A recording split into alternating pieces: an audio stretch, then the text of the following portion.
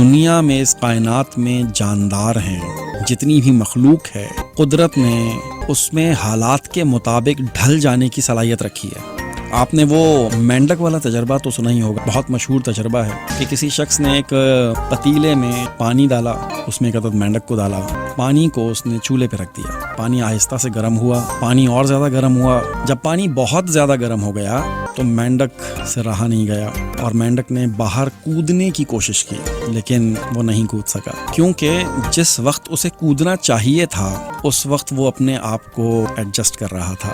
وہ کہہ رہا تھا چلو خیر ہے خیر ہے خیر ہے، لیکن جب پانی بہت گرم ہو گیا، ناقابل برداشت ہو گیا، تو مینڈک میں اتنی ہمت ہی نہیں رہی اور وہ بیچارہ وہیں دم توڑ گیا۔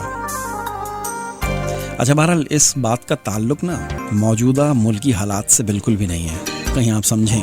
دیکھیں، میں کوشش کرتا ہوں کہ مذہب اور سیاست سے دور ہی رہوں، اس پر کوئی بات نہ ہی کروں تو اچھا ہے، ورنہ بہت گالیاں پڑتی ہیں۔